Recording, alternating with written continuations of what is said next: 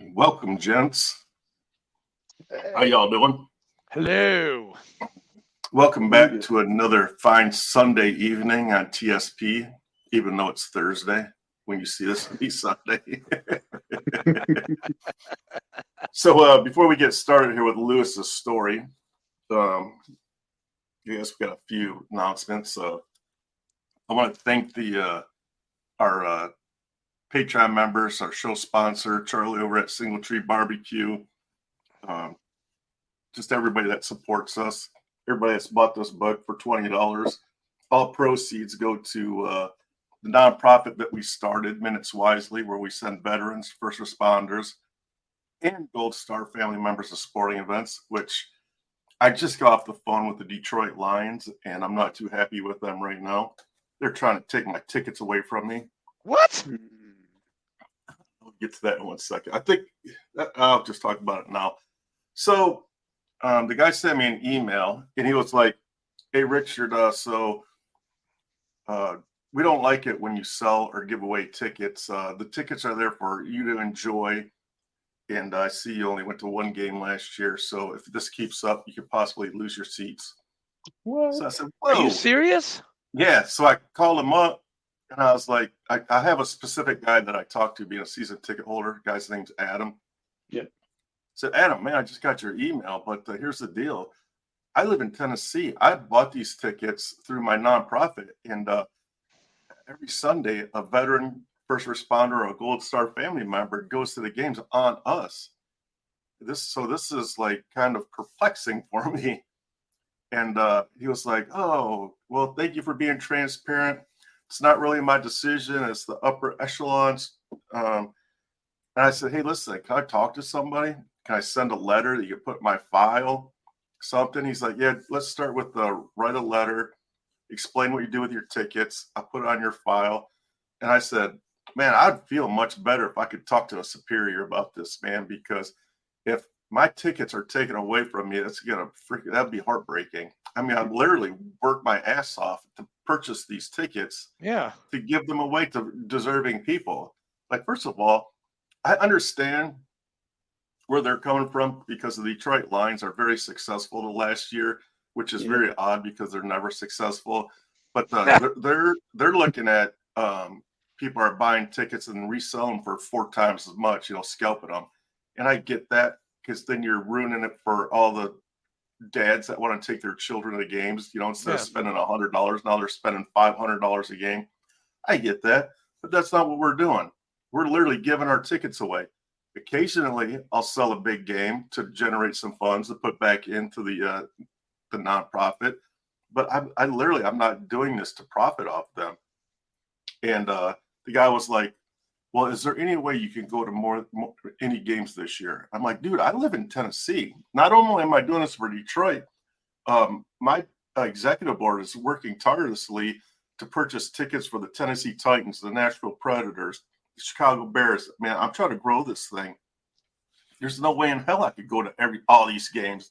It's not about me. I'm giving these tickets away to veterans." Mm-hmm. So he said, "Just write me the letter, and I'll put it in your file." And he said, "But it's not going to look good. Like, if his bosses look at my account and I'm never at a game, I'm just slinging these tickets around." I'm just like, "Okay, well, this ain't gonna like sit very well with me." The veterans ain't gonna be happy about this either. No. I swear to God, if they take my tickets away from me, first thing I'm gonna do is I'm gonna call Channel 2 News in Detroit. Hell yeah, yes. a big old story. So that's crazy. Hey, I got your back, dude. That's why I was running late. I just logged on just now. You guys are probably like wondering, where the hell is he? No, I was, because the screen was black. I was like, shit, we got like 7 minutes, man. What the fuck? I didn't know how it worked, so I was like, okay, probably just wait. So that was the fun I just had the last 15 minutes. Well, hey, I wish you luck, man. I hope you get it. But if Detroit's gonna do that, why aren't the Predators gonna do that, or the Titans do that? Exactly. They're gonna come up with the same shit, because we're trying to help veterans by doing this as a favor to them, and to help them, to mentor them. Yeah. And if it sounds like the big wigs don't like what we're doing. So hey, you know what? Nope, I'm not gonna. Nope, it's too early. So Nope, I'm not gonna get mad. Not yet. Don't Nope, burn the bridge yet. Don't nope. burn You it know where yet. I was gonna go with that one. the nonprofit has 4 tickets to the Lions. What I did last year is I gave 2 away and I sold the other 2 to generate money. But if I have to stop doing that and just start giving tickets away, I have no idea. I don't know what's going to happen, but I'm going to keep doing what I do. And if they cut me off, I swear to God, every veteran in the state of Michigan will hear about this. I will go on the airwaves. I'll tell everybody about this, man. My Dude, we story will. Hey, no. You'll come to the national convention and you'll go meet the VFW department commander of Michigan, Yes, and you will talk to him about that. And 100%. I'm going to try and get his number like tomorrow. I'm going to call my friends up at VFW National. I'm going to see if I Yeah. can get some traction with that, because if you have it, you're going to have it, and you'll be able to use it whenever you can. Yeah, at the very least, I can give him my account manager's name and number, and maybe the VFW, the commander, will make a phone call and be like, "Hey, listen, these guys are VFW members. They're doing great shit. Like, why would you take the tickets away from them?" Just kind of put a bug in the air. Yeah, So- hopefully it's just some generic crap where it hasn't Yeah. gotten to like a real person yet. And when it gets to the right person, then they'll figure that shit out. Yeah. So hopefully it works out, because that's Oh. crazy. I don't know, man. So what does Vetix do? They're doing basically the same thing, but they're doing the same charging. thing. They're charging though. I don't charge anything. So, anyways, Andrea, what do you got? I know you had a busy day today. Yeah, I just I did 2 dives. I threw up. I want to tell everyone Nice. I fucking puked my brains out before I went on my first dive. It happens every single time. It doesn't matter how much I eat or how less I eat.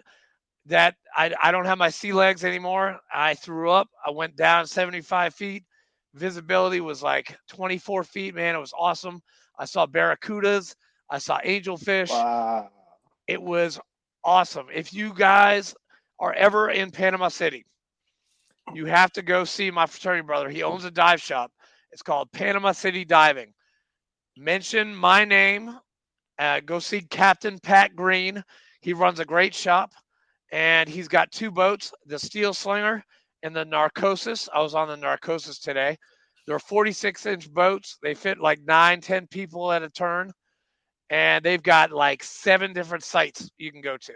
It's awesome. Hey, let me ask you a question. What's Yes. King Neptune? What's King Neptune gonna think when he finds out you're throwing up on boats and in the ocean? I Dude, know. King Dude, King Neptune would be very, very disappointed with me right now. But I'll tell you, dude, the same shit happened to me when I was going across the Atlantic. I had 2 Dramamine patches on my ears. I was in the company office on the ground, Wow. and we were going over 20-foot rollers, and I was like on the ground saying, "I don't want to die. Please stop making me, God, please stop making me feel like this." I didn't throw up on the Kearsarge, but I felt fucking horrible. I'm a sore sailor. That's what I am. I'm a sore sailor. But I digress. I have one announcement. August 3rd is Hero Stock 2024 in Lebanon, Tennessee. Join us for an epic event right outside of Nashville. This event supports our mission that provides support and pays tribute to the heroes of our community and our country. The event will have delicious food, drinks, amazing music, and camaraderie. There will be a cornhole tournament and activities for all ages. The music acts in question, which we will get to watch: Scotty Hastings, Shannon Book, Malachias, friend of ours, Barbara Sim, Stephen Cochran, another friend of ours, Mike Ponder, Rachel Havery Hill, and Sal Gonzalez, another friend of ours. 3 of those guys are from Middle Tennessee, so it's going to be like a rocking concert. Now, I didn't say this the other day, but general admission is $12.51. VIP is $55.20. Meet and greet with the band, $55.20. and there is veterans do get in for free. So if you want it, I've got the Eventbrite link right here. I will send that to you. I think I've already sent it to you, Fleek. Lewis, if you want to come down to Yes. Tennessee and hang out with some veterans, Army, Navy, Coast Guard, Star Trek convention, those people, yeah, sure. Nice. Sounds Nice. awesome. Um, Also, we have a hey, oh, look at that, man. That's beautiful. golf outing September 11th. All proceeds go to supporting veterans, first responders, and Gold Star families. Hopefully, we still have tickets then. Dude, that's a great flyer. Who did that for you? Me. You did that? Yeah. Dude, why am I paying money for people to do flyers for me when you can do it for free? Hey, I Seriously? don't know. Damn, dude. You never asked. No, I didn't know you were that good. I'm like, that was damn good. But I guarantee you're gonna have it 5 people say, where is it? What time does it start? I'm sorry, yeah. our guys never look at like the fine print. They always Yeah. either ask Fleek or ask me, and I have to answer that question like at least 1 million times. Like I'll a just year. tell them, check your golf status app. It'll Yeah, tell you check everything. your email. Check, zoom in. Use this action right here. That works wonders. Yes. Okay, you zoom in and you can actually see that shit. Not that they'll go to spend money anyways, because our members only show up when it's free. Yeah. Hey, listen, we're having a hard time getting. Dude, do you know how many people have signed up for the blood drive on May 24th? 1. 5 people. 5 single digits. And they need 33 to actually do the damn blood drive. I sent the QR code out to 300 people today. Like, hey, for you Middle Tennessee people that are in our VFW 12206, sign up for the blood drive, May 24th. I'm not a starts at fan 10. of giving blood, man. I get all queasy and Dude, sick, and come on, man. It takes like 20 minutes tops, okay? And you're not even. It freaks me out. I did double reds last time, and it was weird. Don't do double reds, man. No. Don't do platelets or double reds. Just give like the simple. What are you? O positive? What blood type are you? I assume so. I don't remember. Let me go look at my dog tag. Lewis, what blood type are you? O positive. Yes. Yes. Now, what is that? We are the universal. Are we the giver or donor? We're the universal donor. That's okay. Good. Yep. Mm-hmm. That's right. Hey, I knew I liked you from the get-go, man. O positive. Yep. O fucking positive. Man. Hey, Louis, that's a pretty dope room you're in, man. Huh? That's a pretty dope room you're in. Yeah, thanks. It is. You should have seen where I used to be like 3 months ago. I was just in the master bedroom in a corner. Dude, it's tight, man. I like those lights on the top of your ceiling. Yeah. Yeah, I like them too. It's more comfortable. You don't realize how much you need your own space till you finally get it. Because I've spent my time in the living room, the kids' playroom, and the master bedroom, but every time it's just not your space. So everybody's in and out. Everybody's constantly. How many kids you have before we get started? I got 3 kids. I got a Damn, son. 12-year-old son, 16-year-old daughter, 21-year-old son as well. Hey, you don't even look that old. The hell? Wait. How old are you? 37 years old. So you're spitting out kids when you're a teenager. Well, I got married to my wife at 19 years old. Met her in Germany when I was stationed there. Nice. Is she German or is she in the military also? Yep, she is German. So I just took a piece of Germany with me, which is crazy because I was also born in Germany. I spent like a year there, military brat life. So, dude, Louis, I will be in Munich over fucking Christmas. I'm very excited, man. Do you speak German? I understand it perfectly. I don't know. Just languages in general for me, it's just a weak point for me. I have to work 3 times as hard just to pick anything up. But because I lived there for 3 or 4 years, whenever somebody's just speaking German or I read it, I can understand it perfectly. But it's just trying to speak it, it's like the connection just isn't there. I'm not sure. The Gates, man. The Gates. Yep, Big Gates. Wunderbar. Gates, good. All I That got dude, is Guten Tag. Yeah, guten Tag, guten Nacht, guten Morgen. Yep. Good morning. Mm-hmm. Scheisse. Frau. Frau. I got Frau. That's all I used to do is walk around the Hey, house and just yelling you German gotta cuss love words. the Germans because they gave the Marines the Marines a nickname in 1917. Do you know what that is, Louis? Does not come to mind. Teufelhunden.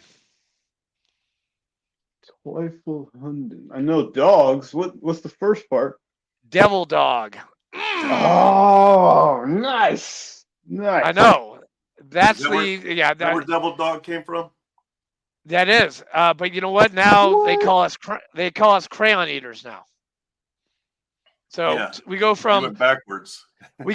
Devil Dog shock troops to crayon eaters, which I don't understand. I don't understand the whole whatever. It's the army that actually gave us that Well, name. that answers it all. Yeah. We had to find a way to take them down a peg. That was all. You guys took us down like a couple pegs, man. But speaking of pegs, let's get started with your story, Louis. Who are you? Sure. Where are you from? Give us your story. What's going on? All right. So my name is Louis James Arthur Stockley Jr. I was born. He's got 4 names too. So do I. That's Yeah. awesome. Oh, Another reason why I like you. Yep. It's fun, except when you got to fill out government forms and stuff. Especially getting into the army, you got to write the full name on every fucking thing. I'll never forget that. Yep. And I'm not the only one. I'm the junior. My dad is a senior, so he's Holy got crap. 4 names as well. Yep. But so I was born in Würzburg, Germany, in the army hospital there. It's since been shut down, maybe 5 or 6 years now. They started shutting down a lot of stuff in Germany. But I was born there. I had a German nanny, all that stuff. And my mom was a supply sergeant in the army, and my dad was an artillery guy. He was artillery, and so basically they met in the military as well. And long story short, they had me. But we spent a year there. Then we moved to Texas together. They had their divorce after that, maybe 2 or 3 years after I was born. So my mom moved with me to Virginia Beach, Virginia, and there the new life started. She met my stepdad there. They were on again, off again. Sometimes we ended up out in Fayetteville, North Carolina, down there, and Vietnam. Yep. And then right back up to Virginia again. And that's pretty much where I grew up, just moving around like that every other year or so until they got out. My mom got out early. My stepdad stayed in the full 20 as a recruiter. So, he was a slick talker and things like that. And it's kind of where I got a little bit of my ability to speak from, was just watching what he did with that. But after we settled down in Virginia Beach, probably around the age of 16 in high school, that's when my stepdad, one day I'm just walking by, I remember it like it was yesterday, and he's on the computer that we had when we just put those in the house, and he's looking at houses and stuff. And so the very next month, he was gone. He packed up his shit and left, and I instantly became the man of the house. I was doing sports and everything like that. And I had to quit sports, get a night shift job. I worked different jobs, odd jobs. I worked at Costco. I worked at Sam's Club. I worked at McDonald's, and still going to school, working at that age, and just giving every check I had to my mother all the way up until I graduated from high school. But during that time, I had all these military mentors that would show up in my life. Like my uncle was in the army, and he would come by and pick me up whenever he had time when he was in town, because he was traveling a lot. He's a retired master sergeant now. And I also had another uncle of mine who was like my dear role model. Like, I looked up to him majorly. He was in the Navy too, by the way. And through some unfortunate circumstances, you know, he got arrested for a crime he didn't commit, and he's still there to this day serving time for that. He may be there the rest of his life, I don't know. But he would pick me up, and he was the head of security for different types of rappers and stuff like that. So I would always, at a young age, be able to go with him as he was pulling security and experience concerts and all these other different cool things.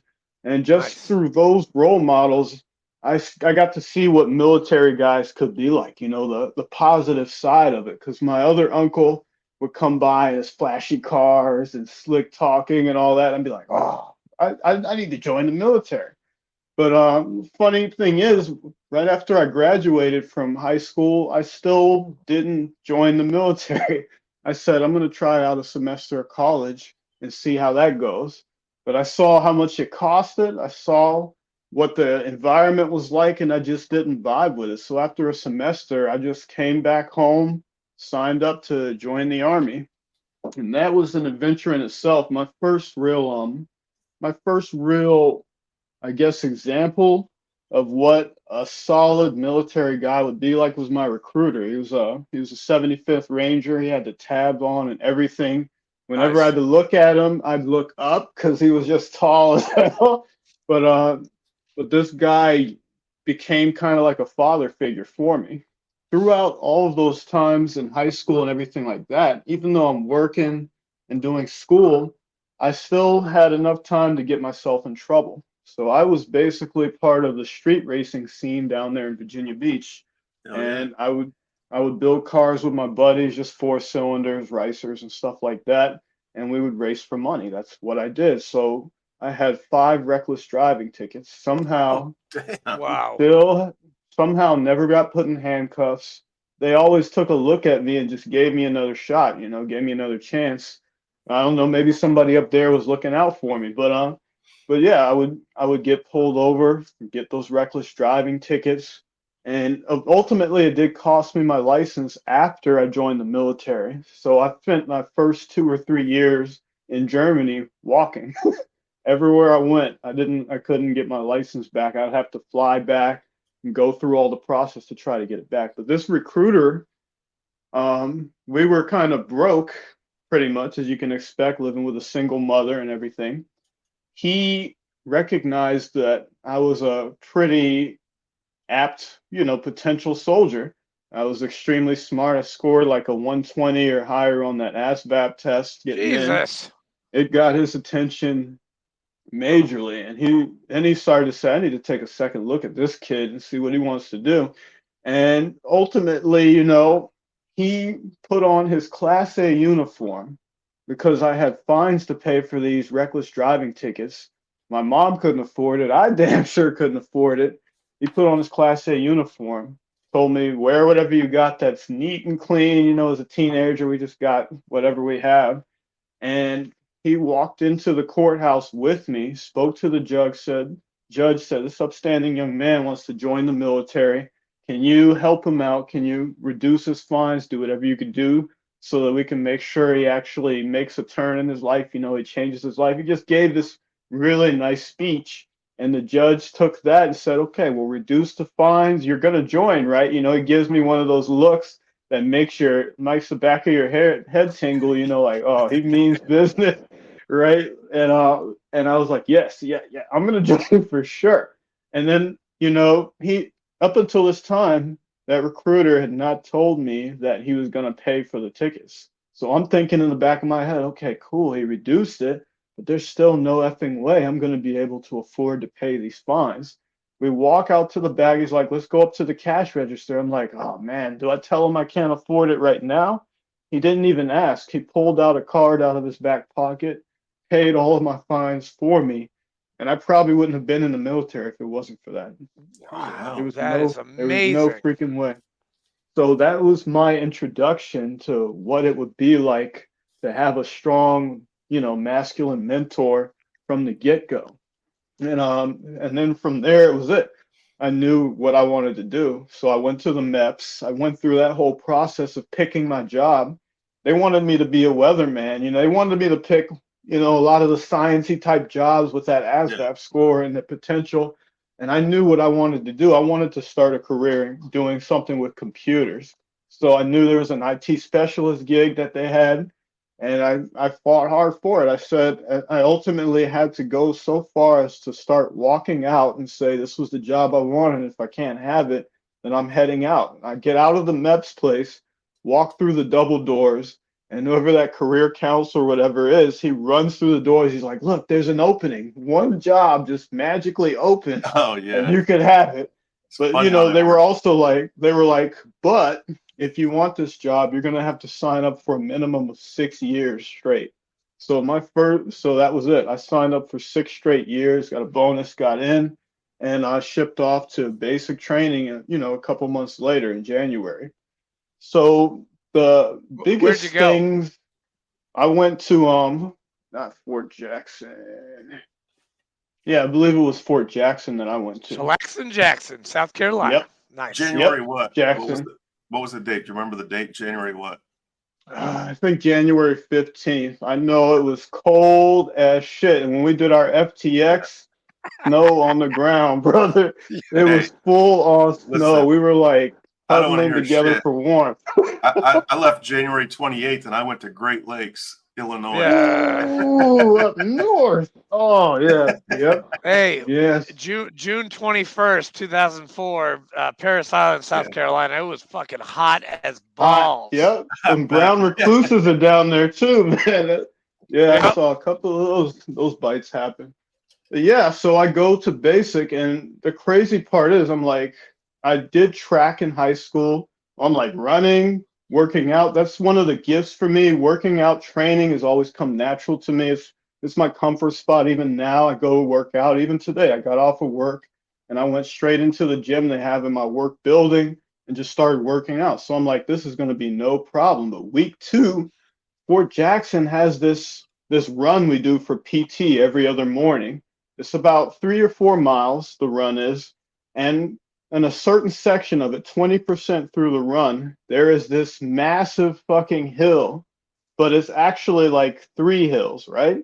So we're running and we're doing this for the second time. I know it's coming, it's kind of in the back of my head. And I make it up the first hill. It's all smooth. Everything's going well. We get to that monster of a second hill where it's kind of like if you're looking straight forward, you're still seeing the road in front of you. Yeah. That's how steep that hill was. So I'm climbing up that hill and I feel a pop in my hip flexor. And that was all she wrote. My hip flexor completely kind of gave out on me. And we're all running in formation. So I had to back out of the formation and go to the back. And everything is just going into my mind like, is this it? I know that when people report to sick call for stuff like this, they get sent home because this is that major injury.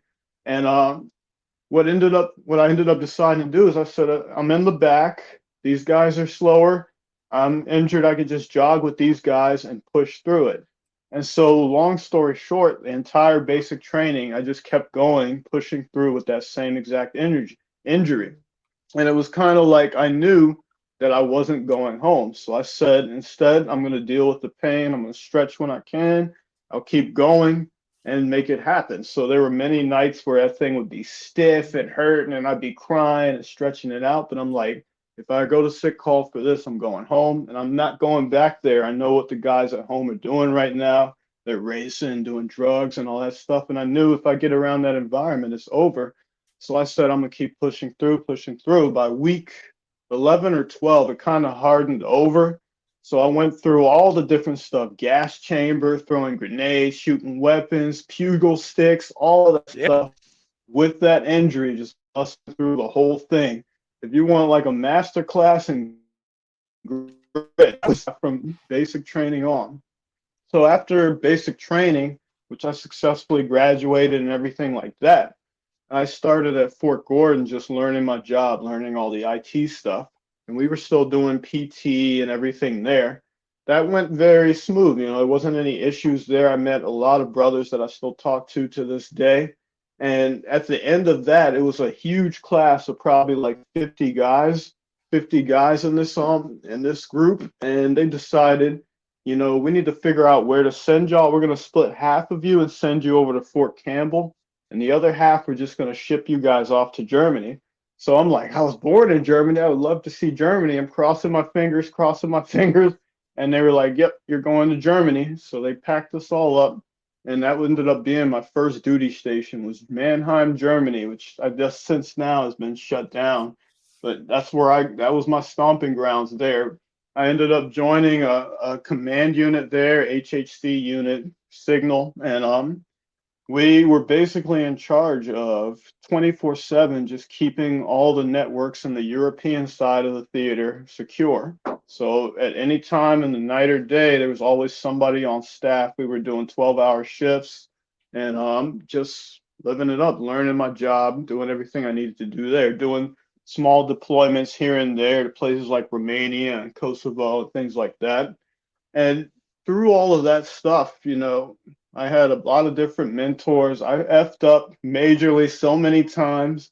The first time I arrived in Germany, there was this girl. It's always about a girl that I knew from doing the advanced training in Georgia. She had also ended up there. She ended up in Wiesbaden, and to get from Mannheim to Wiesbaden is quite the hike. But I went there having no clue, having no money, having nothing. But the cell phone, the jeans that I was wearing, and stuff like that. And I'm like, I'm going to go spend the weekend and hang out with this girl. And so I had no plan or anything. I hop on the train. I go grab a taxi with the last money I have left, and I spend time with her. So come Sunday, when it's time to hop on the train and head out, I didn't realize back then that on certain Sundays, the train station would close down earlier than usual. So instead of the train station being open till like 7, 8, 9 at night, it closed at 5. So I show up there at 6 p.m. I walk into almost an empty train station with them starting to turn the lights out and stuff like that. I got one of those old Nokia cell phones. So it ran out of power. I had no way to call anybody. I didn't have money or euros or anything to use like a pay phone. Even if I did, I didn't know the number for my NCO to call them. I didn't have it memorized. So I was like up Schitt's Creek with no paddle. I spent the night at this train station sleeping on a bench that smelled like piss, just like thinking about all my life choices up to that point.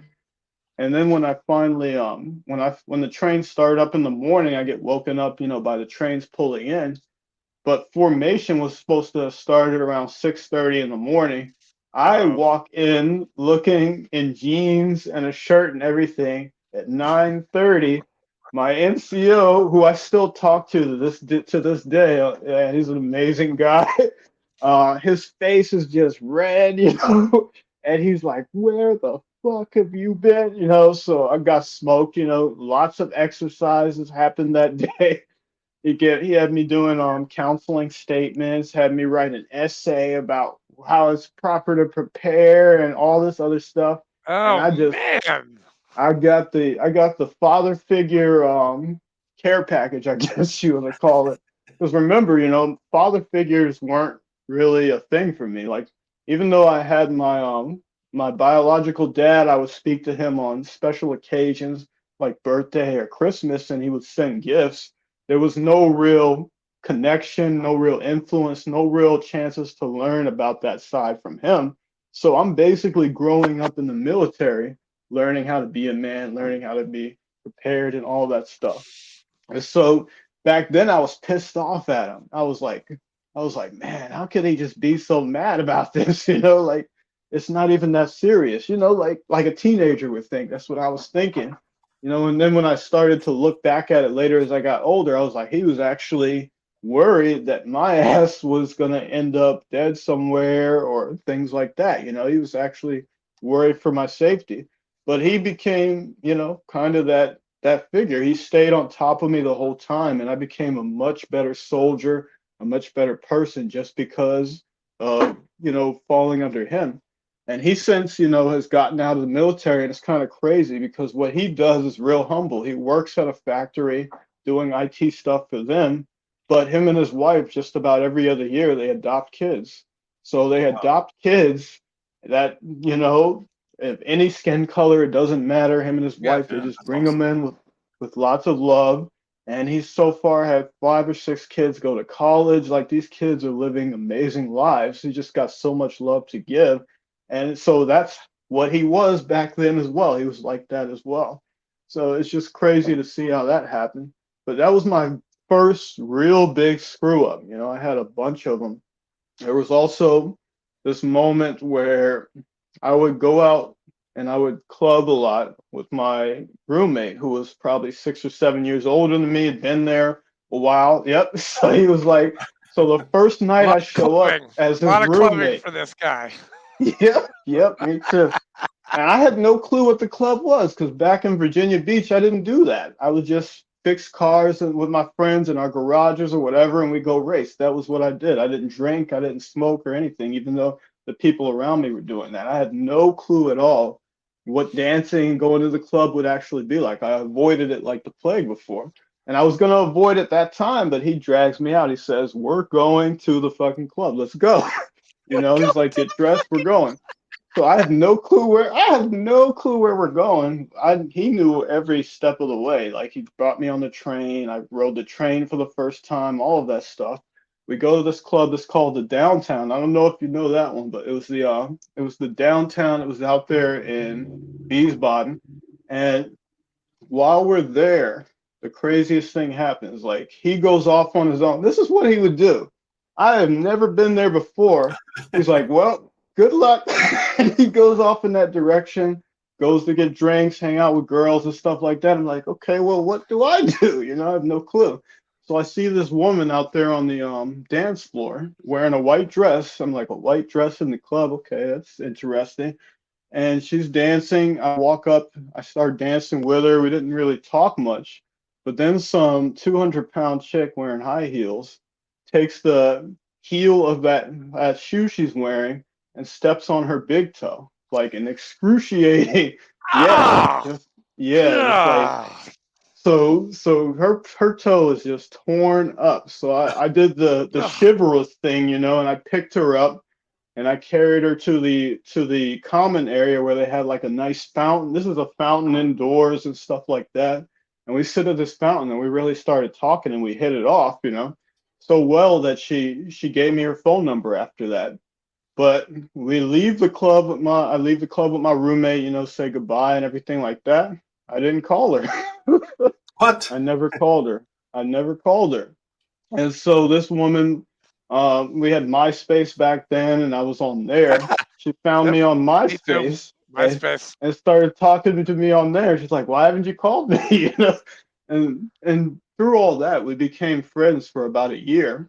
And then what ended up happening is I just went through that phase of, you know, all the craziness, all the clubbing and all that stuff. I'm like, what's really in this for me? You know, it's kind of empty. You know, I want to be better than what I saw growing up. I want to have a meaningful relationship and all that stuff. And she was the first woman I thought of. And she had a 3-year-old son.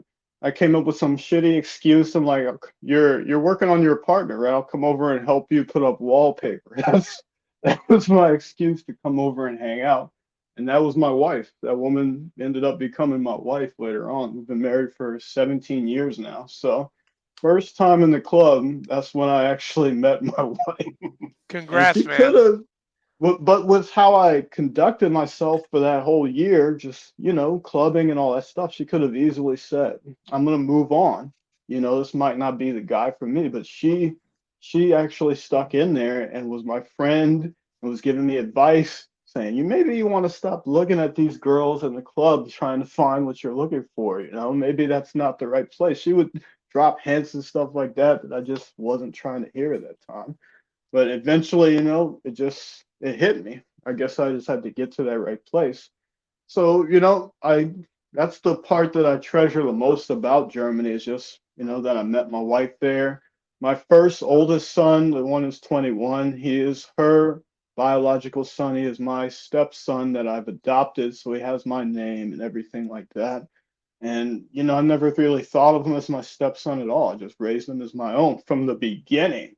It's just like it was natural for me to say, I don't want to be like the dads or the father figures that I had. I need to be different. I need to be better.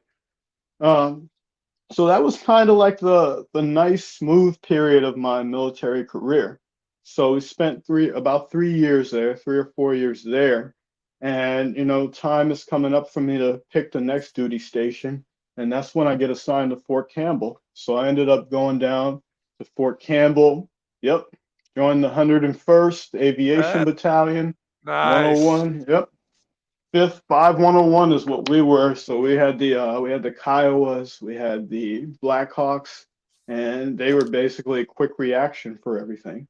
So upon getting there, we found out that in about 3 or 4 months, going on a full tour to Afghanistan, we're going to get deployed. They were already in the process of preparing for deployment. So I just jumped right in to doing all the exercises, doing all the training, making sure my gear was straight. So up until that time, I had never deployed at all for that long, not really with a full deployment with lots of danger and all those different aspects of it. So it just took a turn for a different feel for our family in general, because my wife had to figure out how she's going to do that for an entire year.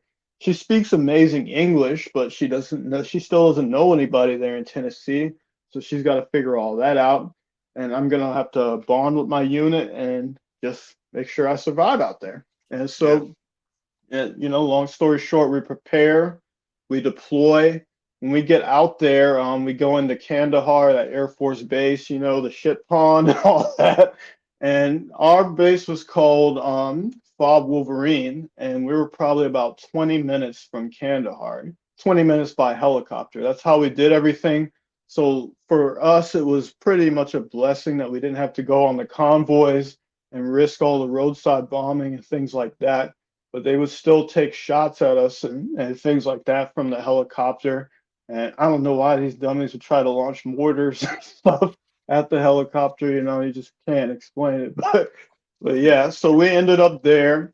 The fog that we were on, it was a pretty good placement because it was right in the middle of all these different mountain ranges out there in Afghanistan, spaced out so well that if they wanted to launch an attack or anything at us, they'd have to come over the mountain and risk being seen by our sensors, seen by our spotters if they wanted to do anything. That didn't stop them, of course. So we had different mortar attacks and all that stuff going on. But yeah, it was definitely a tough deployment. They extended us about 3 or 4 months, so they stop lost me at the end. Yep. And through all of that, I was a specialist. So I did everything I was supposed to do in order to be promoted to be an E5.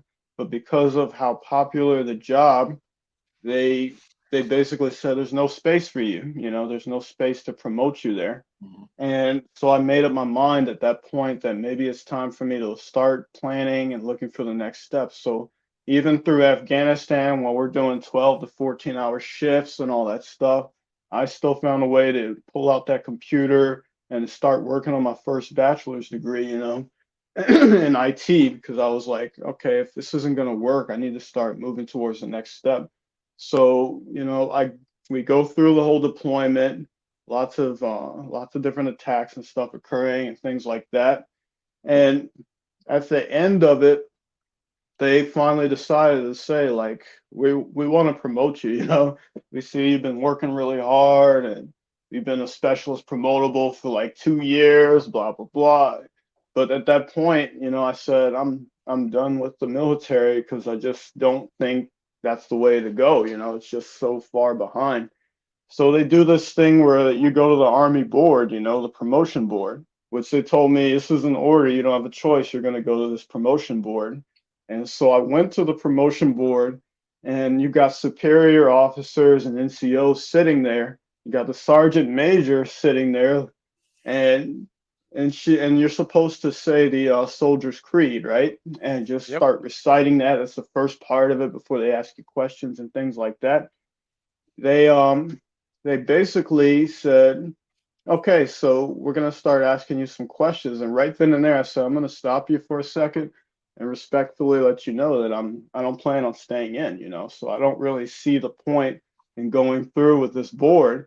And so the people next to the sergeant major are like, oh, this is gonna be painful. Yeah. He's about to get it badly. But she calmly said, okay, I hear you. You can head out now, and we'll talk later. See me in my office. So I'm in the back of my mind thinking like, oh shit, she's gonna chew me up from head to toe over this thing.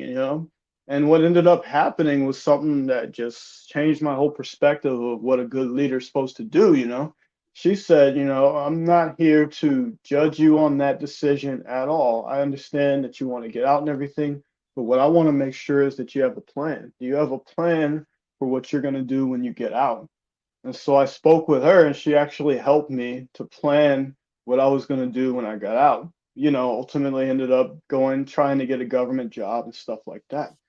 And because of what she did, I had a much better plan. Of course, shit still hit the fan because when you get out as a veteran, it's just tough, Yep. transitioning, and you just run into different challenges and stuff like that. But because of that plan, I just kind of had in my mind what I wanted to do. So after I got stop loss, I get back home. I'm basically out of the Army a month later.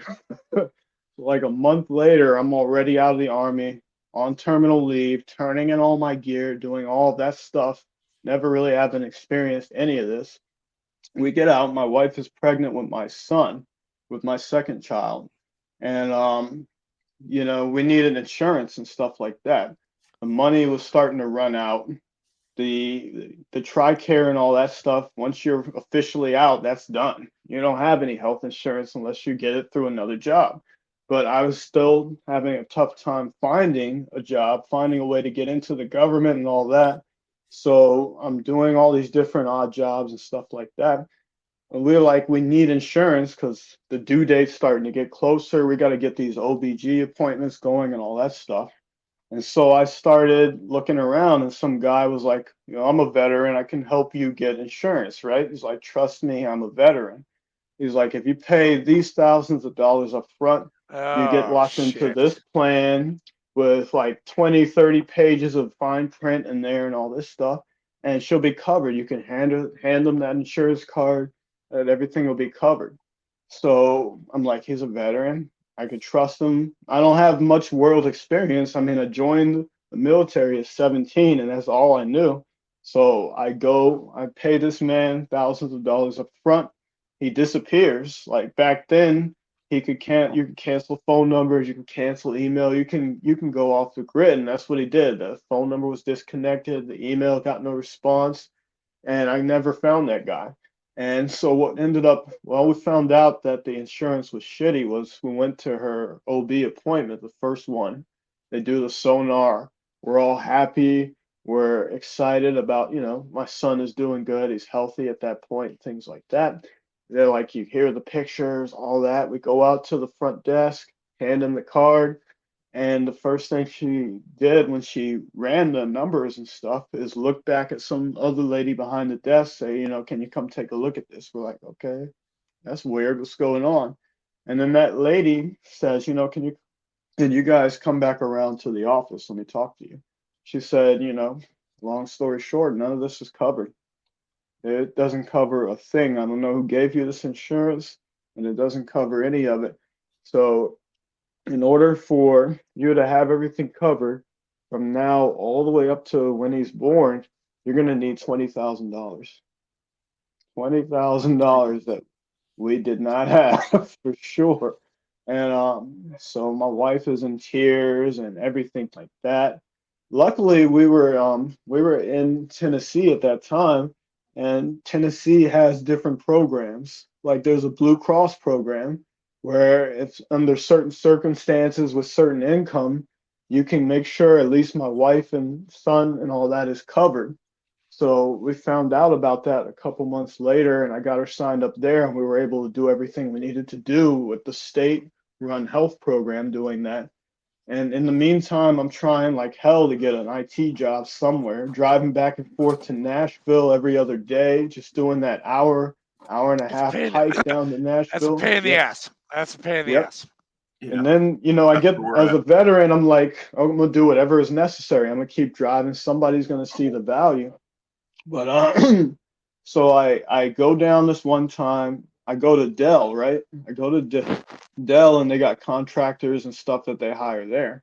I get hired for a job, basically being back level support for ADT. Like if you call ADT and you say, somebody might be breaking into my house or my system's not working, I'm the guy on the other line. Like, okay, cool. Let's route the right people. Let's do all that. I did that for about a week, and I'm killing it. They're like, man, you're doing a good job. They're just blowing me up, saying, you're doing great. We definitely want to see if we can get you a permanent position. And then I come in on like a Monday. I come in on a Monday, just bright-eyed, bushy tail with my badge on and stuff like that. I go up to the security desk, and they're like, can you come over to this conference room on the side here? And so I go to the conference room on the side here. The would-be supervisor and the head of this section are in there waiting, and they're like, we don't know how to tell you this, but we ran out of funding.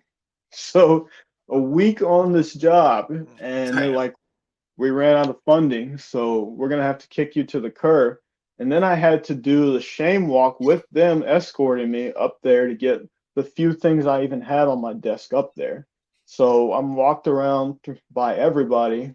What everybody's seeing me, I'm feeling embarrassed, all these different emotions going through my head, having to grab my stuff, go back in the car and go and then tell my wife what happened and all that. That was my experience just trying to get jobs, after that. But even through all that, I still didn't give up.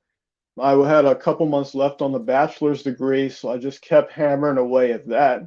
And all these government jobs I'd applied to, they started to come through. Like 3 of them came through and said, look, we want to interview you. We think you're a powerful candidate.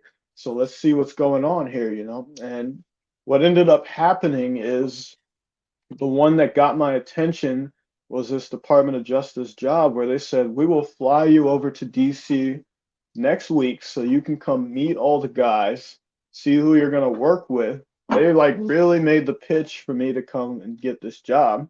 And so I was like, holy crap, I guess we're moving to DC because I jumped on the flight, met everybody. And what I found out later on, the reason that I got that job, this is crazy, is because I put all the stuff I did in the military on my resume. A retired Air Force officer who ended up being my mentor later on, because he was on the same team. He went to the big boss who makes the decision on who's going to get hired. And he's like, none of these guys are as high speed as this guy right here. You see what he's done, his 6 years, he's done every aspect of IT you can think of. He's like, you need to hire this guy right here. And if he hadn't done that, I wouldn't have had the job. He wouldn't have never offered to fly me out there or any of that stuff. So it's like on one end, I'm getting screwed over by veterans, but then on the other end, you got veterans that stuck their neck out to make sure. They didn't even know who I was. I was just a name on a paper, but he saw all that stuff and got that job. we couldn't sell the house we had in Tennessee, so we said, maybe I'll take a bet on veterans again. I said, there's a retired sergeant major over here that runs a property management company. We can't sell it. Maybe he could put somebody in to rent the house. I can trust him. These militaries, like, trust me. I'm a retired sergeant major. I'll take care of you, right? Oh man, that statement. And we said, okay, we'll do it. He said, I'm gonna put my best person on this, my best employee. The best employee was his 19-year-old son. He said, my son is gonna make sure that we do the background checks. We put the right people in the house to rent it out. That's taken care of. So you can go to DC. You can pack up your U-Haul, go to DC, and not have to worry about anything. And then it was like, we go to DC. I'm working this dream job in the DOJ, and we're paying 2 mortgages because they never put anybody in the house. And then when they finally put someone in the house, we found out all this later. They didn't do background checks on them or anything. So naturally, they put some kind of dirtbag in the house that didn't pay rent or anything. So I'm still paying mortgages. They know that we're trying to recover our finances, so I can't afford to fly or drive back to handle this. So they were taking advantage of that. I don't know if they were pocketing the rent or what they were doing. But long story short, they still couldn't collect the rent from this person, whoever it was. we said, you need to send us the info so we can try to take care of this, or I'm flying down there, and I'm threatening to fly down there and walk into that office. And he finally gives us the info and stuff. And long story short, they put a convicted convict in the house with his girlfriend who had 2 kids. And this convicted convict also had warrants for his arrest in 3 different states, because somewhere up in North Dakota, him and a buddy pulled up to a Walmart, robbed an old lady of her wallet and stuff, and then sped off at gunpoint. They did all this. And so it was like, wow, we just got screwed over again, you know? And they also knew we didn't have money to sue them or take any type of legal action. All we could really do was fire them. And so I had to work that job and figure out how to get these people out of the house, because they have all these different laws and stuff about, you know, kicking people out of the house that don't belong there. And I had to get creative. So this is what I did. I called the FBI office there in Tennessee, and I'm like, look, you know, local police who we tried to call, they didn't give a shit. They didn't care. We tried to call them. They said, well, it's an out-of-state warrant, so we don't really care about it. So I called the FBI and I explained to them the whole story. And they leaned on the local PD until they started rolling a cruiser by there. It scared the crap out of that guy so bad that he packed up his wife, his girlfriend, and the kids, and they left. They left the house in such a horrible state. Like, there was even dead dogs in the backyard and stuff like that. Oh. Like, yeah, and that all came from me taking a bet and saying, I'm going to trust this veteran business to do what they're supposed to do. Bro. Yep. So basically what that did for me is it made me ashamed to be a veteran. That's what ended up happening. You know, I wouldn't mention it in any circles. I avoided the veteran groups and all that stuff. I just kept to myself. But here's what happened with that, you know. We all come from different stuff. Like with the deployment, I didn't come back the same guy in no way, form, or fashion at all. No. And so I had zero support for that side of me, you know, that came back all busted up. And I'm thinking, oh, I'm making money. I'm growing in this agency. At 25 years old, I was an executive in a government agency, making 6 figures or more and things like that. And I'm like, okay, I'm making all this money. You know, why don't I feel good? I hit all these goals I set for myself. Why do I still feel like shit? And what I chose to turn to, because when we vets are struggling, you know, we find something to pour that into: alcohol, drugs, gambling, whatever it is. For me, it was video games. I was like, well, video games is like the least harmless thing. I've been playing it since I was a kid. So I'll just play games because it feels kind of good playing them. That harmless playing turned into me going to work, then coming home, playing games nonstop, just sitting in a dark room with a TV screen and a controller in my hand. Whenever life got stressful or fucked up, I would just put it all into these games and keep playing. And then when you turn off the screen, all the emotional pain, all that shit just comes right back. So I kept playing more and more and more. And then when that wasn't enough, I would dump money into it. Let me buy more upgrades. Let me buy more games, until, you know, I'm realizing there's something wrong here. Years later, and my wife, you know, bless her soul, she hung on with it as long as she could.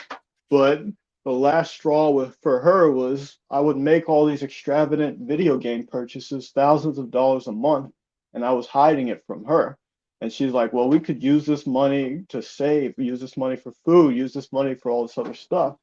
And she found that statement that just came in the mail one day, and that was it. She was like, what the hell is going on here, you know? And it was literally like I would play games and ignore every single responsibility except working. And even sometimes at work, I would bring the games with me, because I was in charge of the mobile device program and all that stuff. I could automate everything. I'm smart enough to automate whatever I need to. So I have all this free time to just pour into that, because I feel like shit. I don't know what else to do. I'm going to just keep playing the games. And what ended up happening is she found that statement. And that very day, she confronted me about it, and she kicked me out, as she should have, you know. basically I was a video game addict for many years, and I just thinking video games are harmless. So this isn't really an addiction. This isn't really a problem. I really had to face the fact that this is a big issue, and I've got something deeper shit going on. So she kicked me out, and all it took for me was one night in the hotel room.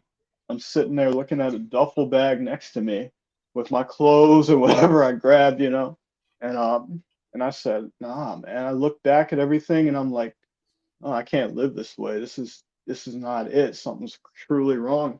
So I called her up and I said, I'm gonna do whatever it takes. I'm gonna throw away all the games I got, sell whatever I can, just get it out as quickly as I can. Which is a miracle for me because even you can sell all your consoles, right? You can get rid of all the equipment and all that stuff, but you still have a cell phone. And you got to walk around with your cell phone every day.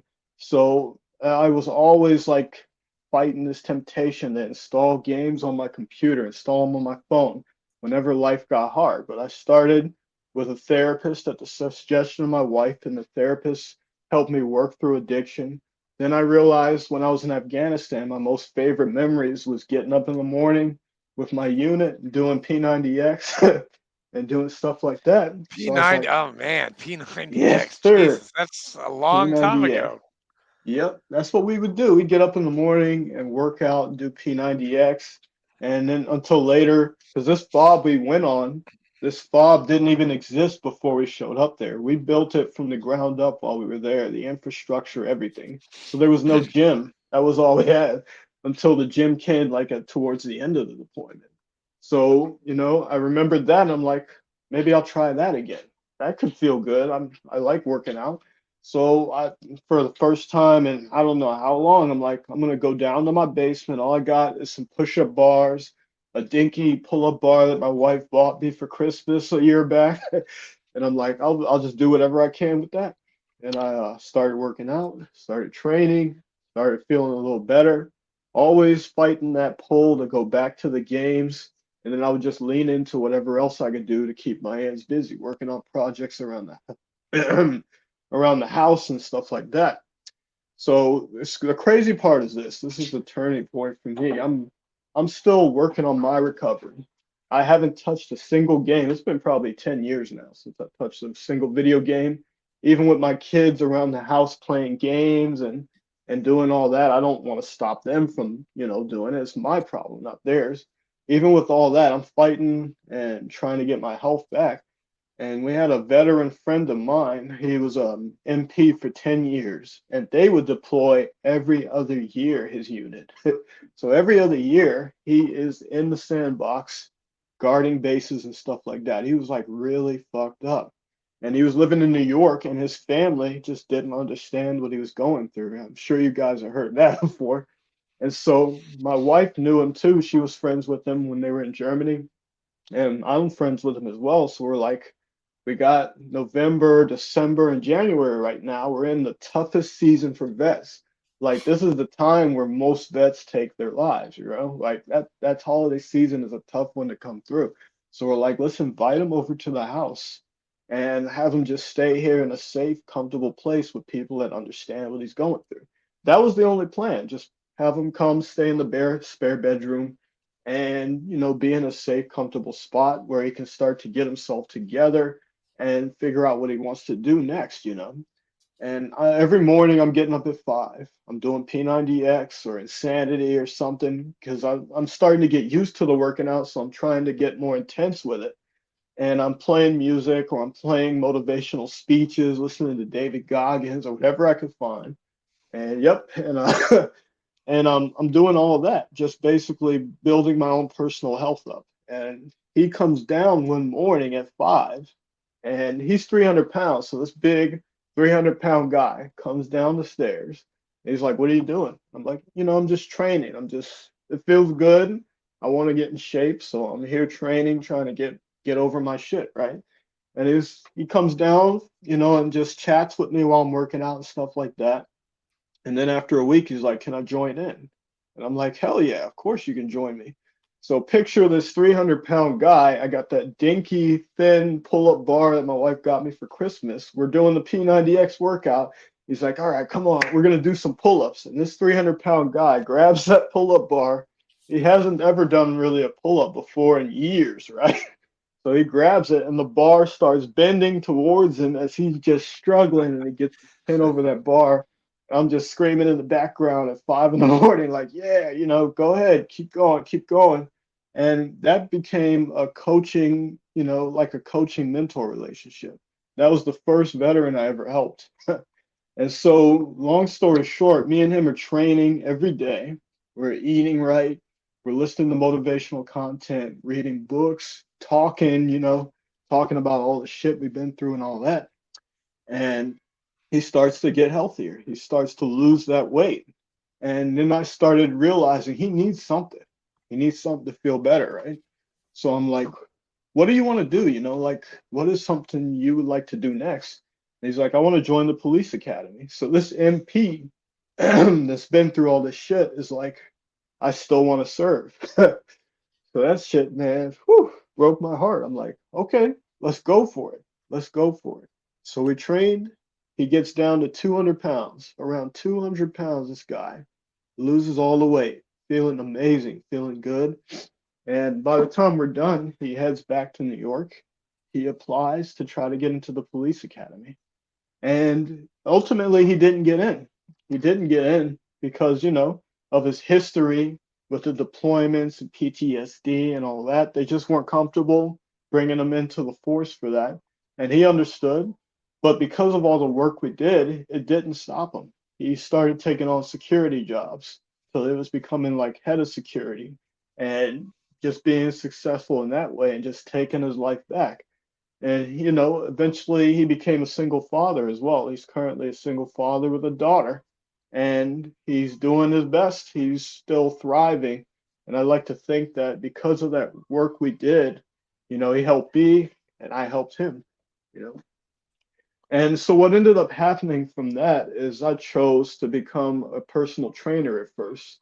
I'm like, working out comes easy and intuitive for me. A lot of people say, well, how is this so easy for you? Can you help me out with it?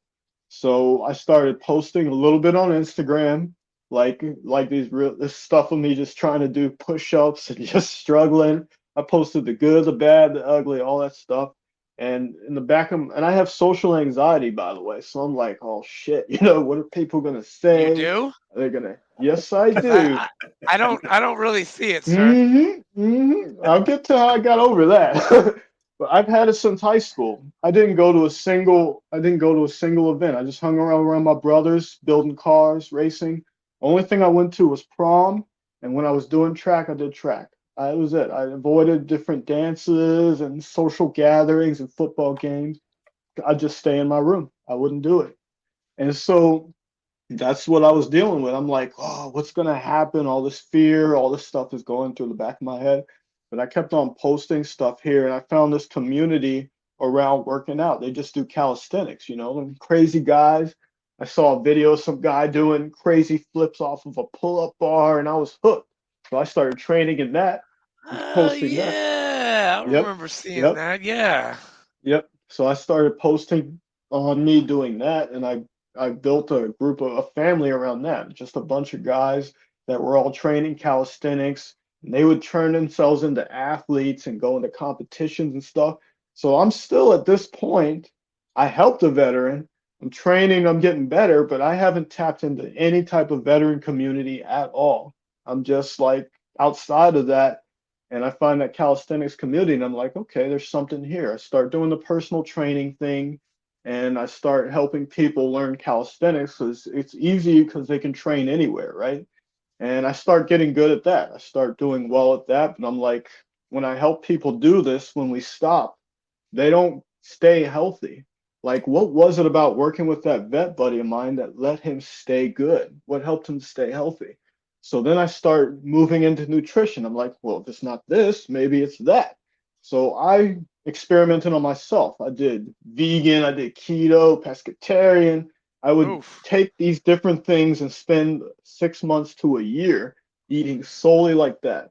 And you can imagine my wife through this whole explorational journey. She's like, what the fuck is going on with you? Because it's like one extreme to the another. She's like the voice of reason. Like, why are you going so crazy with all this stuff?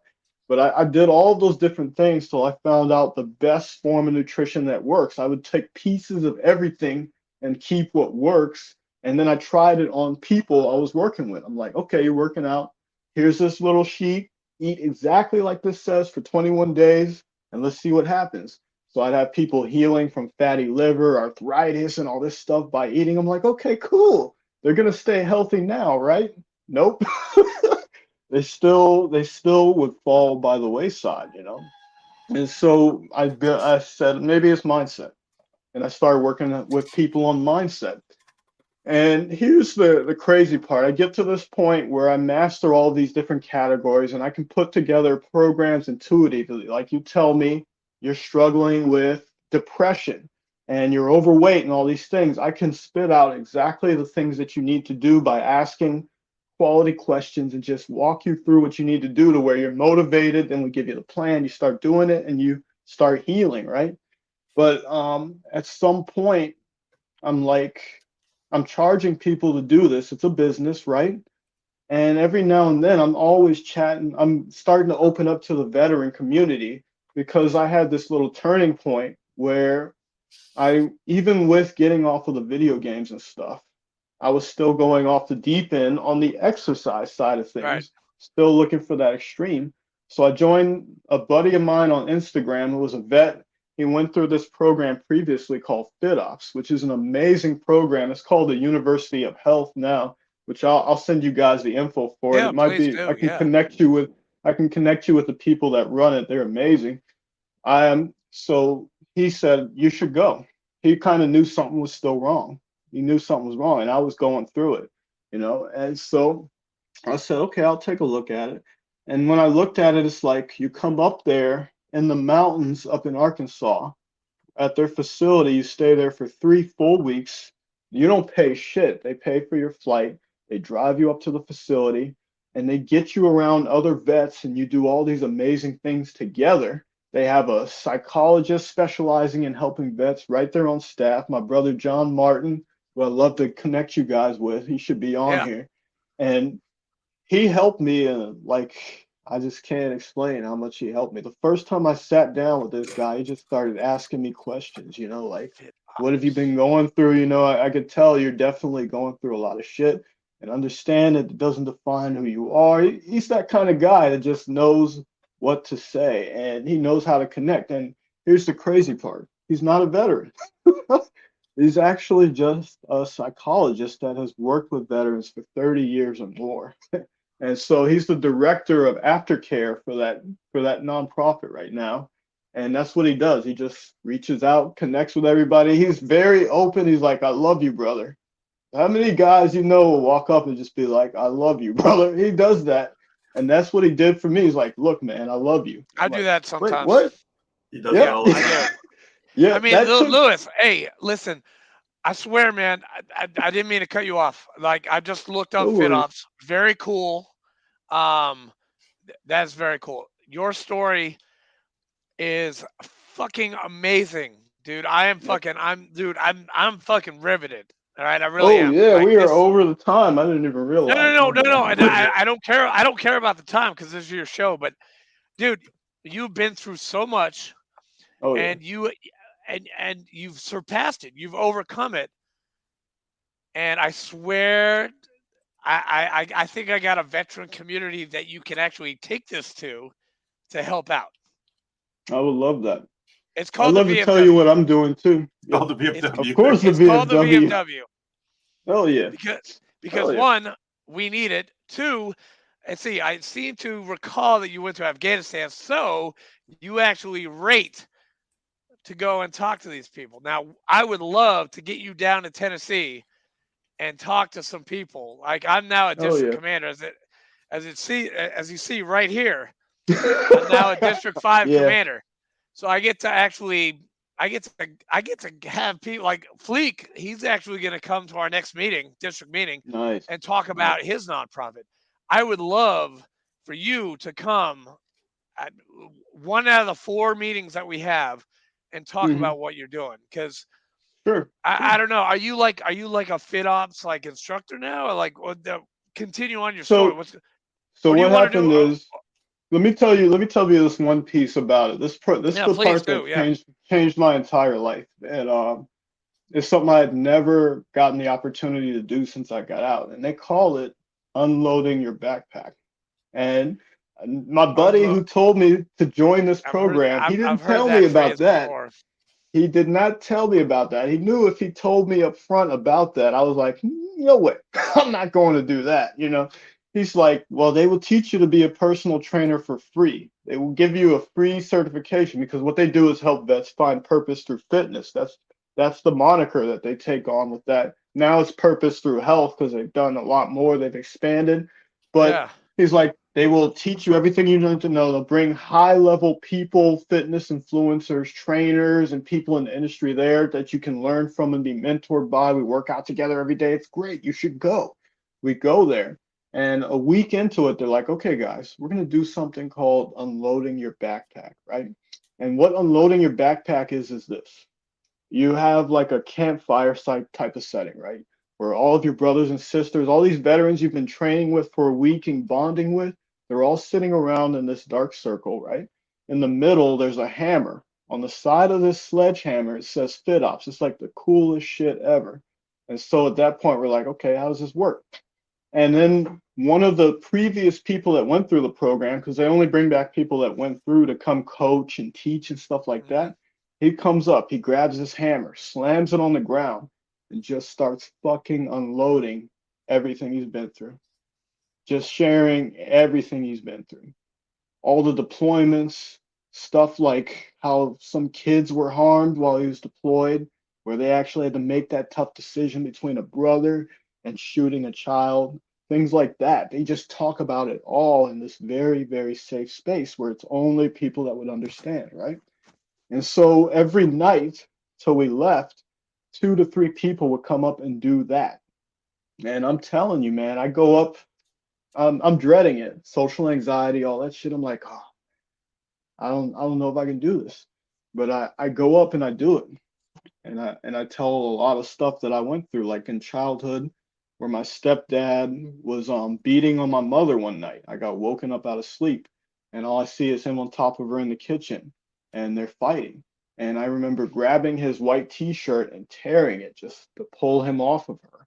And and that was like one of those memories that I would just block out. I told them all of that stuff and just unloaded it all, and I felt like 100% good, Like after I did that, I felt 100% good. But then it got even crazier because as other people would go up and do the same thing, I started to feel this huge bond with every single person that shared as well. Like to this day, I can still remember the stories of the other people that went up. They're still good friends of mine on Facebook and Instagram, and we talk every now and then and everything. And I know, like, if I asked any one of those people, they would hop in that car, hop in that plane, and come help me if I ever needed help. That's how deep of a bond it built. But the part that solidified it is after you share all that shit, tears running down your face, you've been slamming the hammer unconsciously as you're talking, because you just got all this energy you need to get out. That's why they put it in your hands. They come up each one at a time and just hug you and say, thanks for sharing your story, just giving you words of comfort and kindness, stuff that most of those guys never really heard since they got out. Nobody else could understand that stuff. So you get all of those hugs, get all that positive energy, and you just keep on going through the program. And ultimately, yeah, they teach you how to become a personal trainer. That's what they did at that time. And that's why I joined, because I'm like, I'm big into fitness, but I have 0 certifications. I can't afford that shit. So I'm like, it's free, I'll do it. But they gave they gave me something much deeper than I was expecting to receive from that. And I don't know if I would have been here if I hadn't done that. I'm gonna be honest. I don't know Are if I would you? have been here. Did you get a certification from them? So I did. I got this NITA personal trainer cert. So they work with that conglomerate or industry or whatever, Yeah. and they sponsor you, and you take the test, and you get that cert, and then you become what they call like a FitOps certified veteran fitness operative. So that's what they call it, a CVFO. back then. But like I said, it's changed since I went through it a long time ago. This was about 3 or 4 years ago. But I go through all of that, and while I'm sitting there on the last few days, I come up with a concept. I'm like, I want to do something big, right? I want to do something to help people. And I'm still not thinking about directly helping veterans at this time. I'm like, I like the idea of dreaming big. So I said, let me start with something called Dream Big Calisthenics and just teach people that. But as I kept going through all that stuff, trying to build this business, doing the mindset, nutrition, and all that, veteran buddies of mine, which is where I was going to before, we'd be chatting all the time, and then veterans I didn't know would come up and be like, "Can you help me out too?" And I would be like, "Sure, but it costs this much, to work with me. This is what it'll be month to month." And 0% of the vets that I talked to could afford that shit. Like nobody could really afford to pay for the programs. I'm like, so I went through this phase where I'm like, maybe I should just work with only business owners. Maybe I should find people that can afford it. And so constantly it's kind of like God is like, you need to work with vets. I'm like, no, I'm gonna walk away and work with these people. I'm gonna work with these people, like professionals or whatever. And then it's crazy because I'm going through that journey, and then this year, January, that's when it hits me. Why the fuck am I so worried about making money? Like, why am I not more worried about helping out my brothers? Every now and then I would get on these chats with my brothers and sisters, and I would tell them what to do, and they would do it, and they would start to feel better. And I would start putting out stuff online. Every now and then on my content back then, it was like I'd speak to veterans for a little while, then start trying to promote the business because I'm like, I can't put veterans in the business. They can't afford it. But then January, it kind of hits me. Why do I need to run a business? Why can't I just take the 8 years of knowledge I have and start helping veterans and just do it for free? Why can't I do that? Just give them massive value and see what happens. See if there's some other way that money starts to show up, and just do what feels good.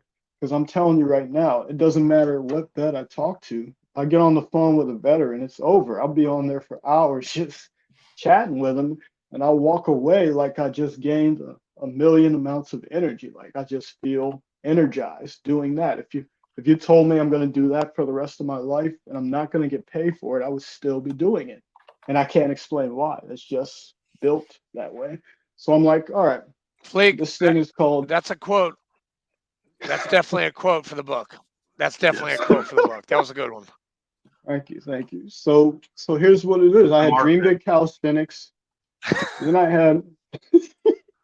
I had Dream Big Mindset, try to do just mindset coaching. I'm still chasing away from my purpose because this is my purpose, to help vets in this arena. And then I said, I'm going to call it Operation Dream Big. I'm like, Operation Dream Big. That's it. That's the way. And so January, I decided I'm going to take Operation Dream Big, stop trying to make it a paid business, and turn it into a nonprofit. And I'm going to start putting out whatever the fuck I know on TikTok or wherever, and just trying to rope vets in and give them the information that people were paying thousands of dollars to get access to. So it's all just sitting there on my social media page. And I was even going to make a course out of a small mini course on emotional mastery, which is something that has helped a lot of vets that I spoke to just massively.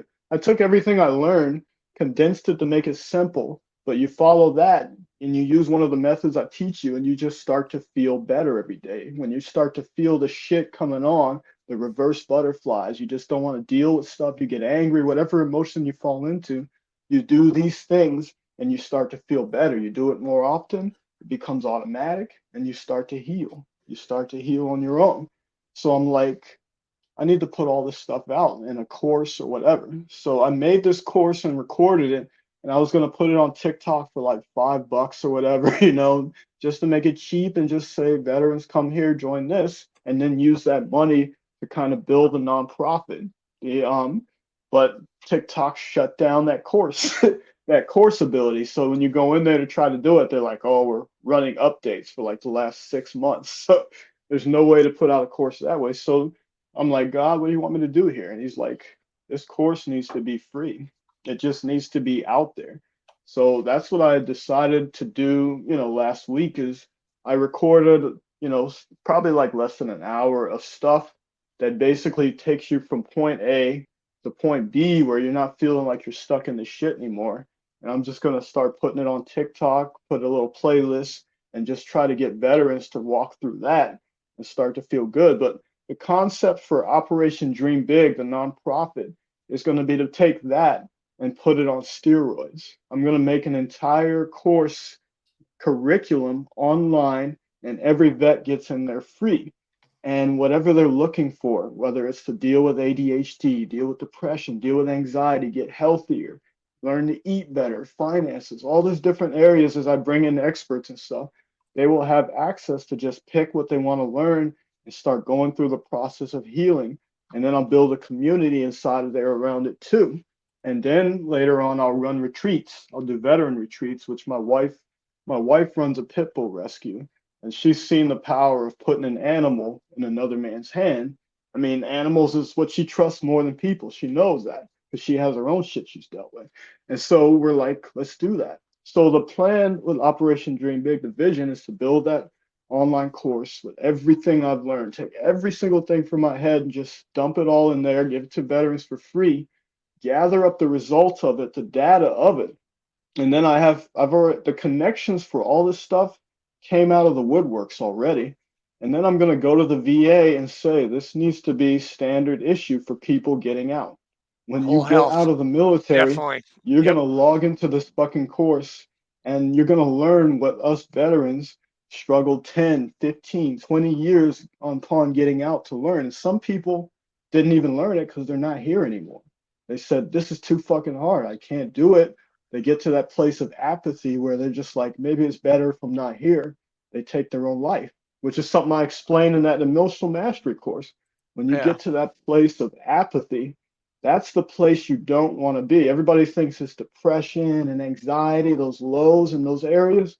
But when you get to the place where you just don't give a fuck anymore, which is apathy, that's when you're like, it makes sense to take my own life. And that's the thing that I'm fighting, trying to teach people how to control their emotions enough to stay out of that area. Because when you get into that gray area, it doesn't matter. When that idea pops into your head at some point, it could be it's a dice roll. You might take that option and just say it's going to be better for you to be out of there. So I'm saying with this course to just try to tackle it before it can get to that point, before you're getting into the suckiness of the civilian world, give you the community, give you the course, and then you get out. And you can keep the course for the rest of your freaking life, share it with your kids or whoever. Like, I would love to see kids, even before they're joining the military, learn this stuff so that they can already be better prepared and doing it while they're in, Dude, I have got a guy that you need to talk to because he's helping kids out with ASVAB and PT. And you know what? Mm-hmm. This sounds like a very, very, like, his name is Dan Clory. He's one of our VFW members, but he lives in New York. Okay. And he just did a thing in Tennessee where he took the DEPers. Like, you remember being in the DEP, right? Yep. The delayed entry program. He's Yep. taking these That was DEPers me. and he's 2 weeks for me. And he's taking these guys. Entire year. And he's just like, we trained at this hole in the wall kind of just like CrossFit gym. And he got a whole company, like 30 kids. And they're like, I'll send you the picture, man. They're all like in push-up position, ready to go, and they're learning all this stuff and getting their bodies ready. And I think I would love to hook you up with Dan. He's a great guy, and you're very close to him. And like, I mean, it would actually be really good. And I'll take your email, and I'll send you Dan's information. Give him a call. He's a solid dude. Yeah, he's doing. But overall, that's it, man. That's the vision that I have, is to do that, to do that, and then on the other side of it, which is something that's crazy because back the Department of Justice job I'd been in for 12 years, I thought it was my family, you know, how we vets give everything we have to something. I thought it was my family, and that when I go through tough times that they would be there for me. They would support me on that. So I go through one of those tough times with my oldest son, who's doing amazing now, but back then he wasn't, and he was in and out of the hospital, and they just didn't support me taking all that time to deal with those unexpected issues like that. And then they also didn't support when I took those 3 weeks to go to FitOps, because I needed to go there as well. And so ultimately they said at that time, it's all right, you know, we'll give you a slap on the wrist. We're going to suspend you for a day without pay, just so we did something. And then you can keep working your way back to where you need to be. So I'm like, okay, cool. They're working with me. I get it. So I take that, not understanding that because I took that and not sought legal counsel or whatever, I basically admitted to stealing time from the government. That's what they charged me with 3 years later. So they launched this whole investigation on me. For 3 years, I'm working like, okay, I've brought myself back up. I'm in good graces and I'm doing what I'm supposed to, even though I was sewing up for my family in the beginning. That's why this happened. And I get this letter. They're saying like a week later, you're out. In a week, we're going to decide whether we're going to get rid of you or not. Well, they already knew. They were just going to use that as the reason. And so I get fired from that government job. And so during that time, I'm like, what do I need to do for work? How am I going to support us? Because they took me out, took my clearance and all that stuff. And I'm like, man, what do I do? I see this opportunity to learn to sell life insurance, but I had no clue that's what it was. And all they said is, you sign up, we'll train you for free, help you get your life insurance license for free. And I sign up under these guys. It's called Real Financial. And I go there and I'm like, this is going to be some MLM bullshit, something like that, right? You know, I'm just not trusting it at all. And they're like, no, this place is actually where we take care of people. We take care of the agents. You got to do a lot of the work yourself, but you keep what you make, right? And so I signed up, did everything I was supposed to. I'm a licensed life insurance guy. But I got another government job in IT again. So I'm like, I'm going to just walk away from that. But God was like, that's probably where you need to go so you can support your family while you do the other stuff you need to do. So this year as well, I made the decision to start my own insurance agency under them. And I'm hiring mostly vets. Nice, and there's man. no barrier to entry. The only barrier to entry is later on when you start figuring out how you're going to get the people you want to contact. But training, everything else is just straight free. And so that's what I'm doing now. I started an agency as well. I need life insurance. So if you can get a guy that's been a recovering alcoholic for 6 years and with PTSD, I would love to talk to you about some life insurance, because I just tried and I couldn't get it. So whatever you can do for me, you just got a customer if you can do that. Yeah, and that email, man, just send me the details. I got access to like 12 to 20 different companies, man. So they've got a range of everything, including the one that just covers everything. So we can definitely figure it out. We'll talk. We'll definitely talk.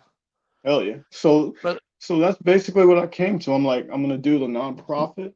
And I'm now in the process of building an insurance agency where I hire the guys that I know are going to work their asses off, my fellow vets, and to get this opportunity to sell insurance, do it from wherever they're at. They could do it from anywhere. Like you could be on the beach in Florida and have your phone and call people and sell. You make as much money as you want to put in. So if you put in the time, you make money. If you don't put in the time, you don't make money. Kind of like if you want to get promoted. Is this cold calling? So no, actually, you can do the cold calling way if you want, or you can purchase the warmer leads that are looking for what you have to buy you. You're free to do it however you want. You can even start a social media account and just start talking about insurance on there and to collect your leads from that. They're free to do it however they want. They don't have to sign a non-compete whoever they sign up for life insurance is their customer. Even if they decide they want to walk away from the agency, that's their business, that's their people. So it's like 100% a full advantage for every vet that does this, especially like I talked to a guy on Friday. He's got 100% disability. He's got damage to the nerve endings in his feet. He would love to be out there diving like you do. He's a master diver and everything, but it just his health doesn't support it. So it's like, I need to find a way to make money. And I'm like, you can do this because all you need to do is get on the phone and call people from the comfort of your office. You don't have to be on your feet. You can be wherever you want to be. You can put in as little time or as much time as you want. It's yours. It's yours to do. And I'll take nothing from what you make. Real Financial has done it so well that they will pay me from what they receive. They don't take the money from the agents at all. They take from the insurance companies that pay them for when they get those sales. So it's one of the only places that does that. If you talk to any of these others, like Primerica or all these other ones, they are basically running it kind of like that, MLM, where it's just stair-stepping all the way up, and people at the top are making this, but people down here are just like, that. Everybody wins here. Everybody eats. And so that's my other passion now, is to bring in vets into that. So the vets that are broke, wanting to make money, wanting to do something different, but help people, because life insurance fucking helps people. You know that. They can come in and they can do this as well with somebody they can trust, because I was screwed over, remember, for insurance a long time ago. Yep. So that's one of the things that lit a fire under me to do this as well, to build something for vets. And I aim to be one of the only agencies under Real Financial with 80 to 90% vets as the agents there. That's it. Dude. Yep. That Fleek, this is fucking one hell of a fucking story, man. We have, dude, we're that's at not even hour, all of it. I've danced dude, over we're at so much an hour crazy and shit, 38 minutes right now, and we haven't even we delved didn't have to ask a question, man. He just started talking and he just kept going. I know, and he hasn't. I apologize.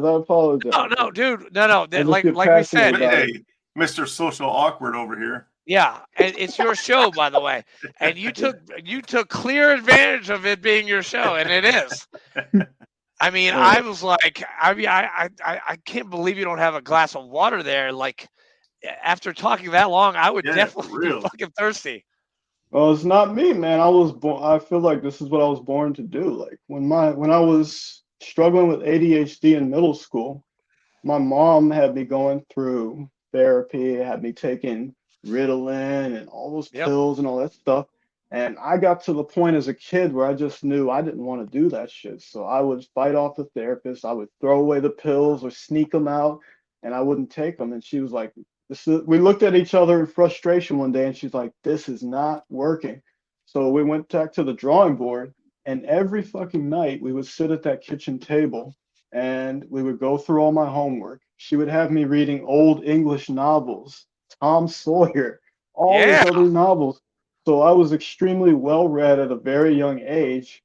And I don't know, I guess I was just being prepared for doing stuff like this, because from everything she told me to do, she taught me how to take charge of that ADHD and use that energy and push forward. And then I just started to get better. And like one day when I'm recording all those fitness videos I've been doing that for like a year and a half or more. And I'm like, I'm just so fucking tired of recording myself doing push-ups and being in the gym. That's not helping people at all. I'm like, I just picked up the phone and I put it at my face and I just started saying whatever I fucking thought.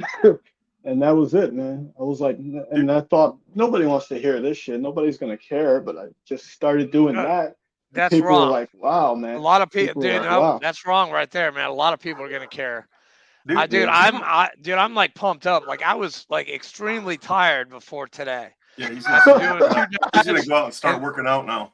And throwing up. Actually, hey, listen. I had a tiger on. No, I'm gonna be doing push-ups and sit-ups right after this. Okay, you've inspired me. Oh yeah, I didn't want to. Cards, yep. I'm doing. Yeah, dude. You wait. Hold on. You know the deck of cards, like. We used to do that at PT, man. That was what we did. You'd be like, "This, okay, you're gonna do this number." When I was a hockey player, my coach used to do this. Like reds are fucking push-up, 10s are face cards are 10, aces are 15, and black are Yep. sit-ups. I'm like, We'd be like, oh, he drew that one. Oh, we're dead. I'm at a quarter deck. I did a half deck fucking last week, and I almost killed myself. I was like, oh god, this hurts. But now I'm doing quarter decks every day, and I'm do a half deck, then full deck. Yeah, that's cool, man. A lot of people don't do the deck of cards thing. I just had this thought, man. This thought that I think hit me back then too. I have never had a bad experience when I'm training or working out, whether by myself or with my brothers or whatever. Every single time has been a happy memory.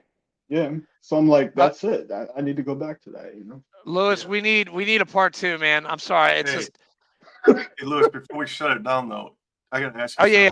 Wait, he's gonna ask you because I asked yesterday. This one's something total random. Do you have a bird in the house? Yes.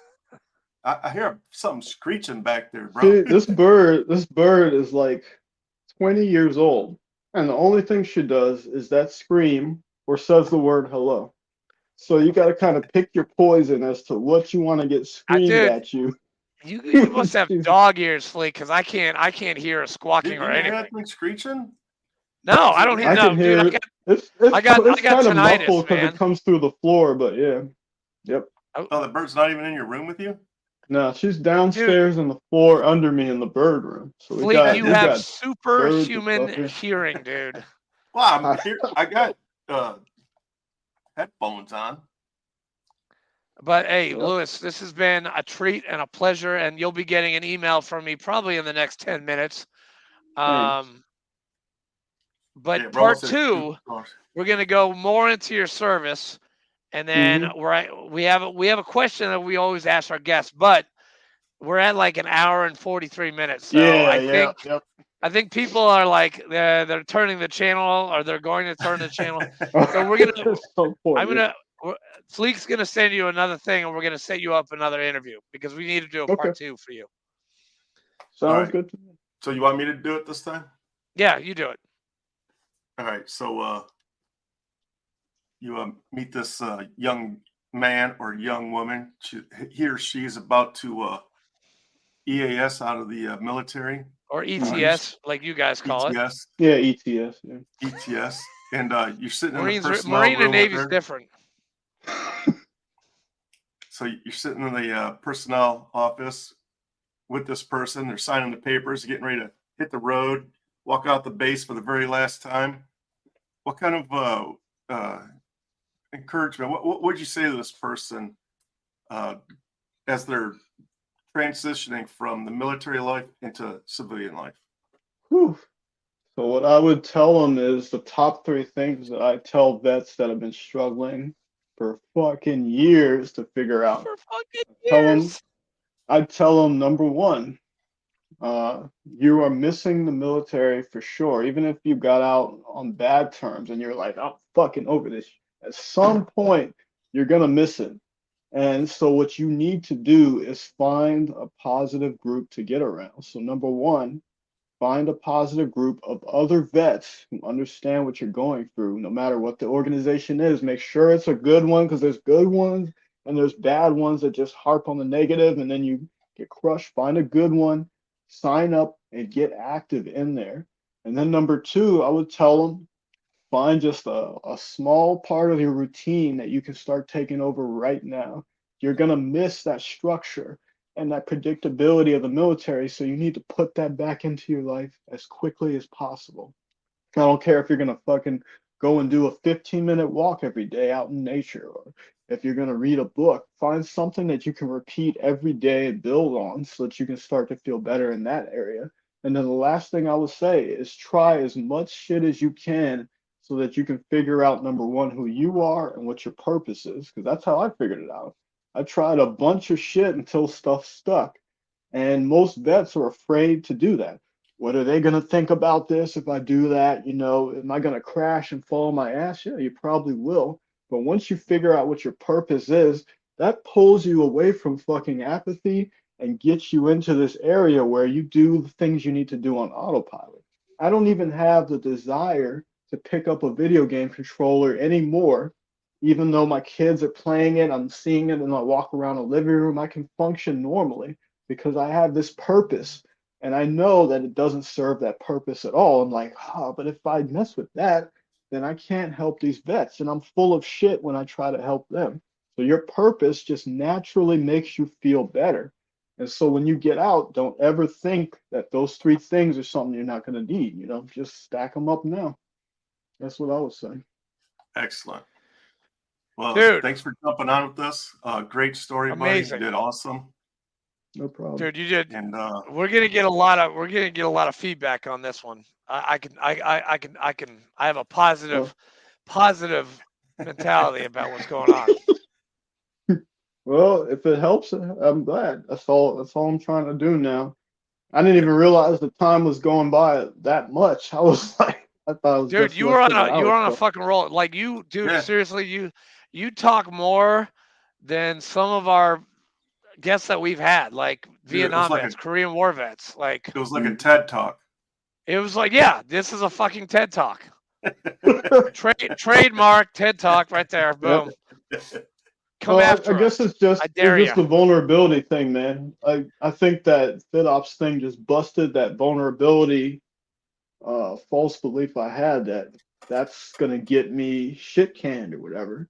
I'm like, if I talk and just share all of the nitty gritty, someone's gonna resonate with that shit. Oh yeah. Yes. And Definitely. dude, you've That's what we're here resonated with for. me big time, and with Fleek, and with He's a got lot a of boner people. sitting in his freaking I do. hotel room all by I himself. do. I have a fucking boner right now. I do. Fleek, seriously, man, come on, man. Wait, that's another first. I don't think boner's ever been said on the air before. Hey, we're all about first. Here We're at about the TSP. first. But Louis, Yeah, hey, I yeah. just sent you a text. We'll talk in a couple Okay. days. But thank Okay. you so much. This was great, man. Thank you so Yep. much. All right. Sounds good, man. Stick I around for 2 appreciate the seconds while I opportunity, hit the end button. Yeah. See you Thanks guys for next joining week. us. See you guys next Sunday. Thanks for everything. Just thank you.